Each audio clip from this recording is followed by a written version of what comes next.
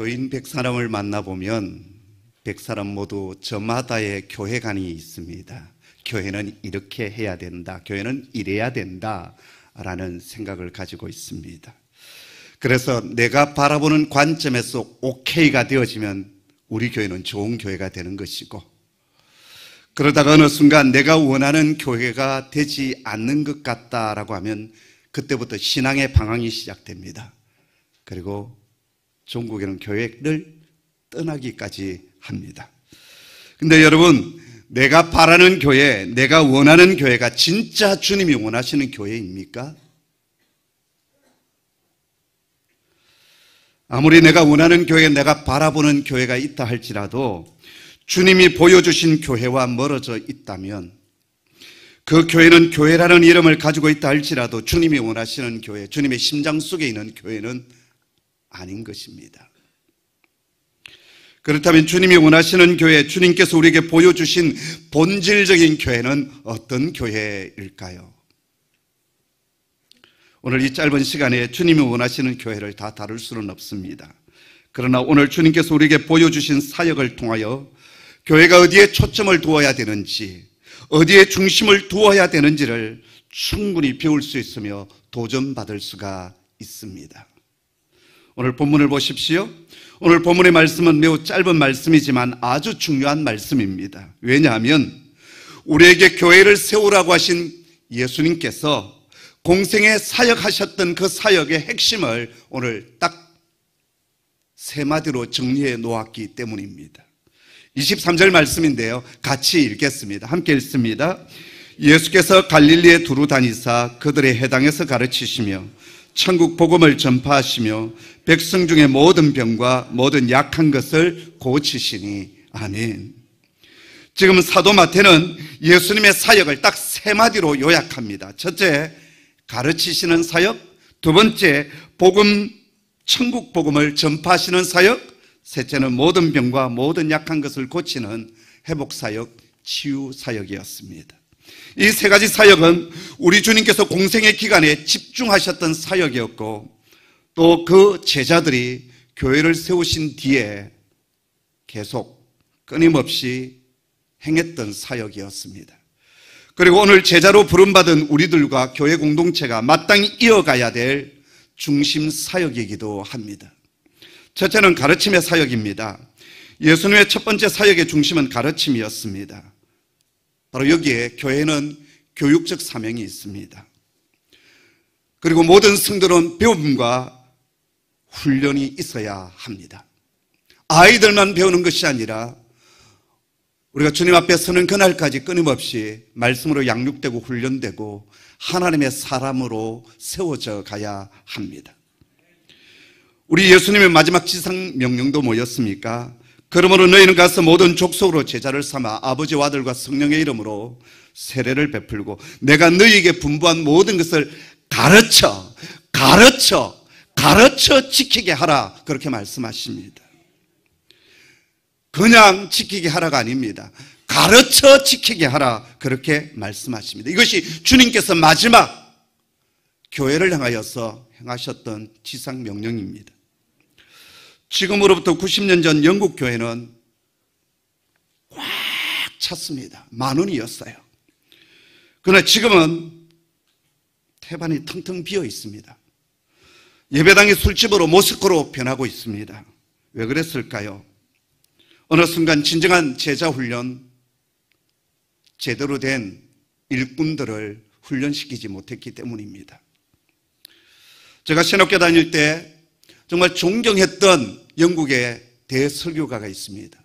19세기 설교의 황태자로 불리워졌던 분이 있어요. 스펄전 목사님이었습니다. 정말 위대한 설교자였어요. 그가 처음 부임했던 그 교회의 성도수가 처음에는 232명이었는데 그가 은퇴했을 무렵에 그 교회는 5,000명이 회집하는 그런 교회였습니다. 교회가 점점 부흥되고 워낙 설교를 잘하니까 예배당을 옮겼어요. 음악당으로 옮겼는데 그 음악당도 꽉 차니까 나중에 큰 예배당을 지었습니다. 모든 예배 때마다 성도들이 꽉 찼어요. 그런데 그 위대한 설교자가 떠난 뒤에 그 교회는 쇠퇴하기 시작했습니다. 그리고 그 예배당은 텅텅 비어 있습니다. 왜 그랬을까요? 설교 하나로 회중들이 모이고 은혜를 입었지만 제자들, 일꾼들이 훈련되지 못했던 그 교회는 위대한 설교자가 떠난 뒤에 힘없는 교회가 되고 말았기 때문입니다. 지금의 일본 교회 인구의 0.6%만이 예수를 믿고 있습니다. 한 교회 성도수가 아무리 커봐야 50명, 60명을 벗어나기 힘듭니다. 그러나 일본에서도 역사적으로 세 번의 놀라운 기독교 부흥의 시기가 있었습니다. 첫째는 450년 전 가톨릭 선교 초창기의 부흥이 있었습니다. 임진왜란 때요, 종군 신부가 일본군과 함께 우리나라 땅에 들어왔습니다. 그만큼 일본 땅에 가톨릭이었지만 복음의 부흥의 시기가 있었어요. 두 번째는 150년 전 개신교 선교 시작 때의 대부흥기가 있었습니다. 세 번째는 2차 대전 이후 7년의 대부흥의 시기가 있었어요. 그때 선교사들의 보고는 이렇게 했습니다. 일본은 머지않아 기독교 국가가 될 것입니다. 곧 선교사가 더 이상 필요 없는 나라가 될 것입니다. 그러나 그 전망은 어긋났습니다. 왜요? 성도들을 참 제자로 훈련시키지 못했기 때문입니다. 지난번 베트남 캄보디아 선교 포럼에 참석했을 때 참 신실한 선교사들, 소위 말하는 강호의 고수들을 제가 참 많이 만났습니다. 도전도 정말 많이 받았고요. 그 중에 프놈펜에 파송된 합동적 선교사님이셨는데 그 땅에 23년 파송받아서 사역하시는 선교사님 한 분을 제가 배웠어요. 제가 금요기도에 이분에 대해서 잠시 언급을 했던 것 같은데 그분은 한국교회 요청을 따라서 캄보디아 곳곳에 14개의 교회를 개척하고 14개의 예배당을 세웠습니다. 근데 어느 순간 자신의 사역이 실패로 끝나고 있음을 깨닫게 되었어요. 왜 그랬을까요? 나중에 지나서 이렇게 돌아보았더니 그 예배당이 헛간으로 바뀌어져 있는 경우가 있고 창고가 되어 있는 교회도 있었다라는 겁니다. 또 어떤 경우에는 어느 예배당이 이제 오래되니까 낡아가지고 비가 새는데 이 캄보디아 성도들이 그 예배당을 수리하면 되는 것 아니겠습니까? 그런데 이 선교사님을 찾아와서 당신이 이 예배당 지었으니까 이 비 새는 것 당신이 고쳐야 되지 않느냐고 그랬다는 겁니다. 사람을 키우지 않고 사람을 훈련시키지 않고 사람을 세우지 않는 교회 개척, 이건 완전히 실패구나. 그래서 10년 전에 그는 시엔립으로 옮겨와서 앙코르와트에서 차를 타고 한 30분 정도 달려가는 곳에 큰 땅을 샀습니다. 한국교회 지원을 받아서 자그마치 18만 평의 땅을 샀어요. 그분은 그곳에서 가나안 농군학교처럼 지저스 빌리지, 예수 마을이라고 하는 그런 빌리지를 만들고 그곳에 농사를 짓기 시작한 겁니다. 그런데 그분의 주 목적은 농사인가? 아닙니다. 그건 하나의 방법이었고 도구였습니다. 삶으로 훈련하는 제자 훈련이 목적이었습니다. 불교 문화권에서 신실한 제자를 길러내기가 너무 힘드니까 사람들로 하여금 이 공동체 안에 들어와서 함께 농사를 지으면서 그들에게 자립 기반을 만들어주고 함께 기도하며 예배하며 말씀 훈련을 시키는 제자 훈련에 초점을 두고 있었습니다.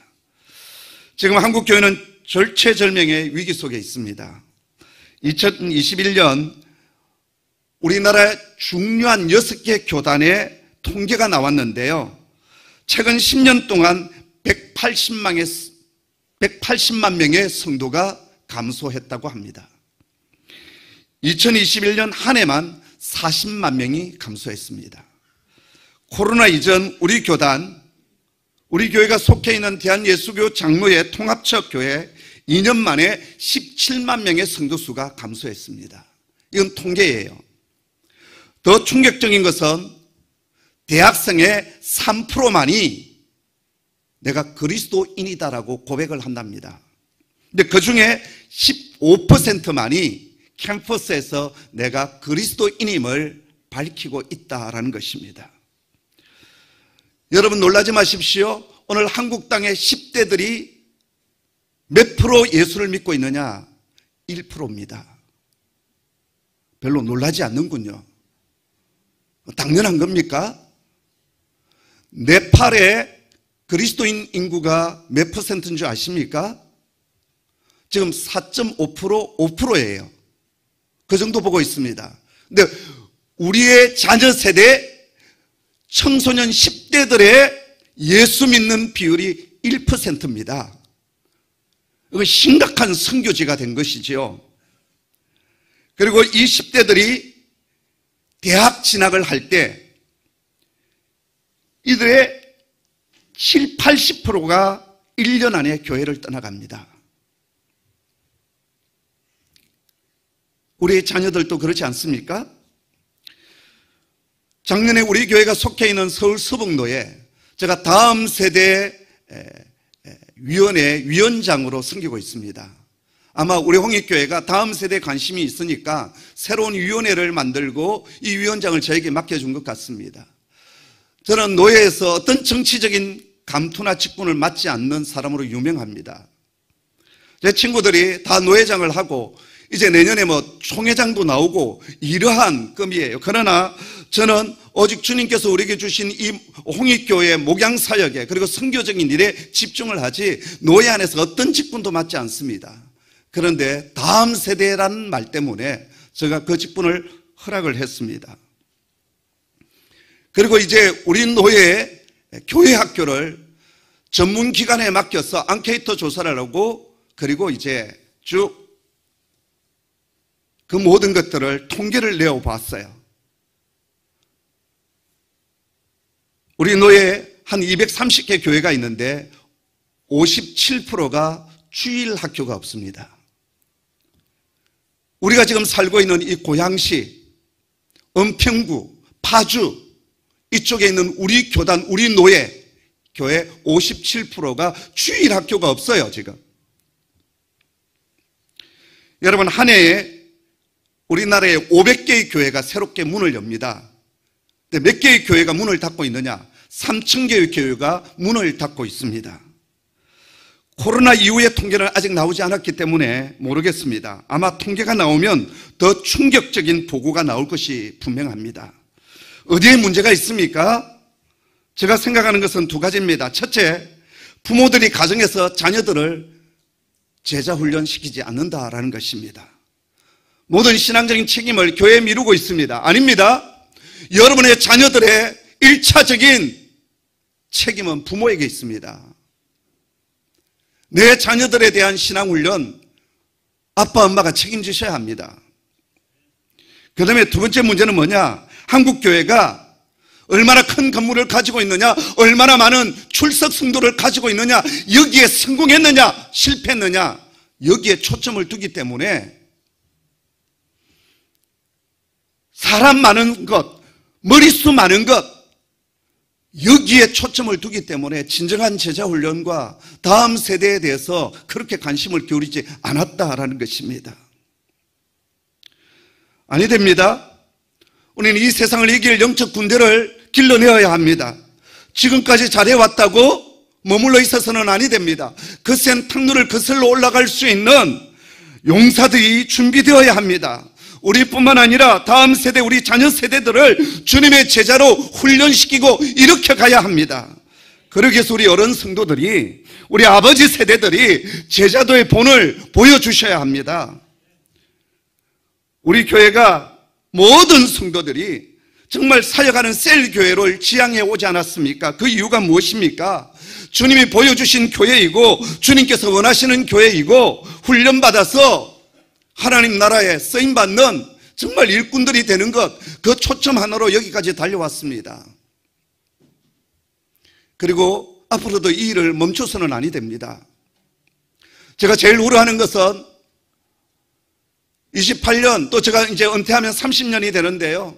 30년 동안 정말 내 생애 전체를 목숨을 바치듯이 추구하고 쌓아왔던 홍익교회 그것이 저 일반적인 교회처럼 가자고 해서 그렇게 돌아갈까? 그것이 저는 제일 무섭고 두렵습니다.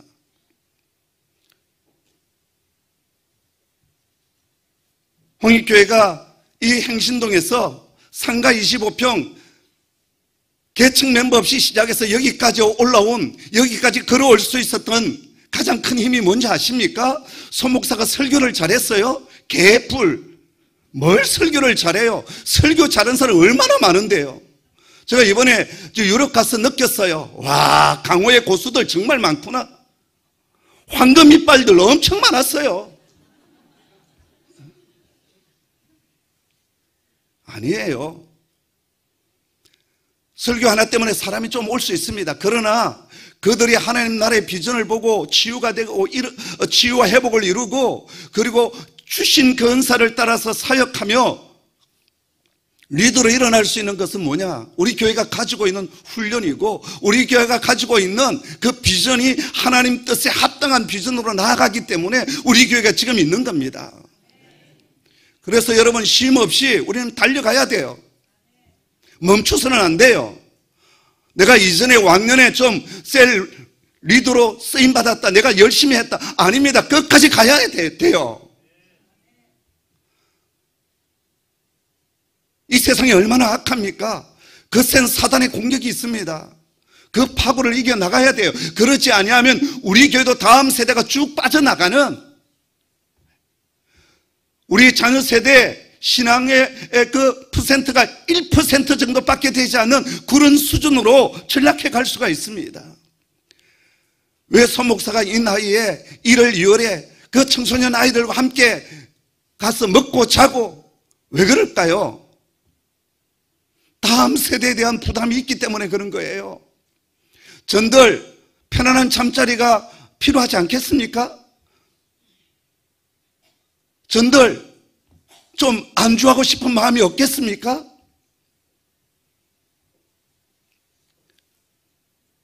모든 어른 세대 여러분, 아버지 세대 여러분, 어머니 세대 여러분, 여러분 자신들부터 먼저 훈련의 본을 보여주시고 또 자녀 세대들에게, 저 어린 청소년, 청년들 그리고 아동부 세대들에게 우리들이 이렇게 훈련받고 이렇게 하나님 나라의 리더로서 쓰임받고 있다, 그런 것들 말이 아니라 몸으로 보여주셔야 됩니다. 그럴 때 우리 교회는 이전의 영광보다 나중의 영광이 더 큰 교회가 될 줄 저는 믿습니다. 두 번째, 천국 복음을 전파하는 사역을 주님께서 보여주셨어요. 여기 전파한다는 말은 케루소라는 단어를 쓰고 있는데 그 원어적인 뜻은 선포하다, 외치다, 또 다른 말로 한다면 설교하다, 그런 뜻입니다. 가르치는 사역의 말씀을 조곤조곤하게 설명하고 강의하는 것이라고 한다면 이 케루소는 내려진 결론을 선포하는 것을 말하고 외치는 것을 말하는 겁니다. 주 예수를 믿어라, 회개하라, 변화를 받아라, 외치는 겁니다. 교회는 내적으로 바른 말씀의 해석과 선포가 있어야 되고요, 외적으로는 추구하는 영혼을 향한 외침이 있어야 됩니다. 이게 전도이고 이게 선교입니다. 여러분, 복음을 전하지 않는 교회는 가짜교회입니다. 선교하지 않는 교회는 교회가 아닙니다. 우리는 끊임없이 구주의 십자가의 복음을 전해야 합니다. 이웃들에게 전해야 되고 알지 못하는 자에게 전해야 됩니다. 다음 세대에게 전해야 합니다. 마지막 우리가 주님을 따라야 될 세 번째 사역은 치유하는 사역이고 능력 사역입니다. 23절에 보면 예수님은 백성 중에 모든 병과 모든 약한 것을 고치셨다, 그렇게 말씀하고 있습니다. 주님의 구원은 영혼의 구원뿐만 아니라 우리의 영과 혼과 육의 전인적인 회복, 전인적인 구원을 이루기를 주님 원하십니다. 그래서 주님은 가는 곳곳마다 가르치시고 천국 복음을 전파하셨을 뿐만 아니라 질병으로 고통당하는 수많은 사람들을 치유하여 주시고 싸매어 주셨습니다. 그리고 어제나 오늘이라 영원토록 동일하신 우리 하나님께서는 오늘도 우리 가운데 치유와 회복의 역사를 이루어 가십니다. 출애굽기 15장에 보면 출애굽한 이스라엘 백성들이 약속의 땅 가나안에 들어가기 위하여 시나이 반도로 들어오지 않습니까? 사흘길을 헤맸지만 마실 물을 찾지 못했어요. 그러다 한 물샘을 발견했는데 그 물을 마셨더니 쓴물이었습니다. 백성들이 원망할 때 모세가 하나님 앞에 부르짖었어요. 어찌했으면 좋겠습니까? 그때 한 나무를 지시하지 않습니까? 모세가 그 나무를 던졌더니 그 쓴물이 변하여 단물이 되어졌습니다. 그때 하나님께서 이렇게 말씀하십니다. 내가 가르치는 이 계명과 율법의 말씀을 잘 지켜 행하면 너희 가운데 이런 질병이 생기지 아니할 것이다 말씀하시면서 나는 너희를 치료하는 하나님이다 그렇게 말씀하여 주십니다. 바로 여기에서 여호와 라파, 치료하시는 하나님의 이름이 나오는 겁니다. 하나님은 우리의 쓴물을 단물로 바꾸시기를 원하십니다. 그 일들이 오늘 또 우리의 예배 현장 속에서, 우리의 목장 모임 속에서 일어나기를 주님의 이름으로 축복합니다. 또 오늘 말씀을 듣는 가운데 내 속에 있는 육신의 질고와 아픔들을 주님께서 오셔서 만져주시기를 소원합니다. 영상을 통해서 이 설교를 듣고 있는 사람들 가운데 병상에 있는 분들 하나님께서 치유의 강선을 발하여 주시고 회복의 역사가 일어나기를 원합니다. 머리부터 발끝까지 모든 통증은 사라지며 모든 뼈마디들이 온전하여지며 모든 신경과 모든 세포들이 회복되어지는 역사가 일어나기를 주님의 이름으로 축복합니다. 왜 하나님께서는 우리에게 치유를 주시기를 원하신 줄 아십니까? 그 회복과 치유를 통해서 우리가 하나님이 하나님 되심을 알게 하는 겁니다. 우리 모두는 언젠가 병들어 다 죽게 될 거예요. 노쇠해서 죽게 될 거예요. 그럼에도 불구하고 왜 하나님은 우리에게 치유의 회복을 주시고 있습니까? 그걸 통해서 하나님께서 나를 사랑하고 계시는구나, 그분이 참 긍휼의 하나님이시구나, 그걸 체험케 하는 겁니다. 두 번째는 우리가 좀 더 온전한 영혼 육을 가지고 하나님을 예배하며 섬기며 일하라고 치유를 주시는 거예요. 여러분이 이 세상보다 하나님의 나라가 더 아름답고 더 멋지고 말로 표현할 수 없는 나라임을 우리가 알고 있지 않습니까? 그럼에도 불구하고 이 땅 가운데 하나님께서 살게 하신 목적이 무엇입니까? 하나님 우리를 이 땅 가운데 하늘의 은혜를 흘러보내는 통로로 삼기 위해서 우리를 불러주셨고 이 땅 가운데 남겨주시는 겁니다. 그래서 건강한 몸으로 하나님의 나라를 세워가라는 것입니다. 세 번째는 이 땅에 하나님의 임재, 하나님의 카이로스를 경험하며 그 하나님의 나라를 이루기 위하여서 하나님 우리에게 회복과 치유를 주십니다. 그 회복과 치유 역사가 일어나기를 주님의 이름으로 축복합니다. 자, 이렇게 주님께서 공생의 기간 동안 보여주셨던 세 가지, 가르침의 사역, 복음을 전하는 선포 사역, 그리고 치유하는 사역, 이 사역들이 계속되어졌을 때 어떤 일들이 일어났습니까? 24절의 말씀을 보십시오. 그의 소문이 온 수리아에 퍼진지라라고 했습니다. 예수님의 소문이 온 수리아에 퍼졌다라고 했습니다. 수리아는 지금의 시리아를 말하는 거예요. 갈릴리 북쪽 다마스커스를 중심으로 한 이방 지역 수리아까지 예수의 소문이 퍼져갔습니다. 그리고 25절을 보십시오. 갈릴리와 데가볼리와 예루살렘과 유대와 요단강 건너편에서 수많은 무리가 따르니라 라고 했습니다. 예수의 복음이 갈릴리와 데가볼리 10개의 로마의 이방 도시에, 그리고 예루살렘과 유대와 요단강 건너편 요르단까지 전하여집니다. 그리고 수많은 무리들이 주님을 따르기 시작합니다. 하나님 나라의 부흥운동이 일어나고 있습니다. 주님을 따르는 큰 무리들이 곳곳에서 일어나고 있습니다. 여러분 소식을 들으셨어요? 미국 켄터키주 에즈벨이라고 하는 작은 마을에서 있는 한 대학교에서 지금 큰 부흥의 파도가 밀려오고 있다는 사실을, 그 현장을 직접 찾아가서 목도하신 분이 계십니다. 미국 워싱턴 중앙장로교회 유흥렬 목사님의 간증인데요, 잠시 한번 영상을 보도록 하겠습니다. 안녕하세요. 미국 수도 워싱턴에 있는 워싱턴 중앙장로교회 담임 목사 유흥렬입니다. 이번에 미국 켄터키 에즈베리 대학교에서 일어난 부흥의 역사, 그 현장을 다녀온 후에 그 소식을 여러분들과 좀 나누고 싶습니다. 미국 켄터키 윌모어라는 인구 6,000명의 도시, 그곳에는 에즈베리 대학교에서 일어난 놀라운 부흥의 역사, 그 역사의 현장을 직접 눈으로 보고 몸으로 체험하고자 지난 월요일 일찍 비행기에 몸을 실었습니다. 루이빌 공항에 내려서 윌모어로 가는 길은 끝없는 옥수수밭, 더 넓은 평원이 펼쳐져 있었습니다. 학교 근처에 도착하자 수천 명의 사람이 줄을 지어 서 있었습니다. 부흥의 역사가 일어난 휴즈 오디토리엄, 휴즈 예배당에 들어가기 위해서 미국 각지에서 온 사람들이었습니다. 예배당에 들어가기까지 최소한 6-7시간을 기다려야 하는데도 얼굴에는 감사와 기대감으로 가득 찬 모습이었습니다. 교회 잔디밭에는 곳곳에 수십 명의 사람들이 모여서 자연스럽게 찬양과 기도가 이루어졌고 무릎을 꿇고 기도하는 사람들의 모습, 그 모습도 참 평온하게 보였습니다. 부흥의 시작 스토리를 들으면서 이런 역사는 전적으로 하나님이 행하시는 일이라는 것을 느끼게 되었습니다. 지난 2월 8일 수요일에는 평소처럼 대학교 예배가 끝이 났고 설교자는 떠났고 학생들은 교실로 기숙사로 돌아갔습니다. 현장에 20명 정도의 학생들이 남아서 기도하는 가운데 서서히 하나님의 영적 임재가 나타나자 그것을 온몸으로 느낀 학생들, 친구들에게 다양한 매체로 알리기를 시작했고 그렇게 학생들도 교수들도 예배당 안으로 모여들었습니다. 이 사실이 퍼져나가자 지역 목회자들, 성도들이 모여들기 시작했고 마침내 온라인상에 퍼져서 미국 각지에서 수많은 사람들, 심지어 해외에서도 이 현장을 보기 위해서 찾아왔습니다.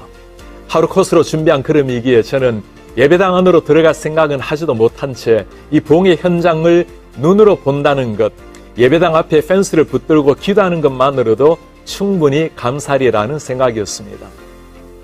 에즈베리 신학대학원에 다니는 학생의 도움으로 중보기도실로 들어갈 때 잠시 보인 예배당의 모습을 보면서 사진을 좀 찍어도 좋겠는가 물었더니 안내하는 분이 그렇게 하라고 했습니다. 그 말이 끝나자마자 저는 발 한쪽을 예배당 안에 넣고 셀폰으로 현장을 담기 시작했습니다.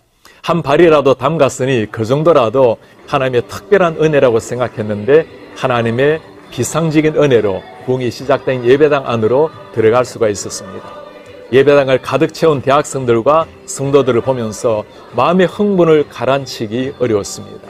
제 생에 어쩌면 다시 경험하기 어려운 영적 부흥의 현장에 서 있다는 생각 하나만으로도 감사와 감격에 젖어 있었습니다.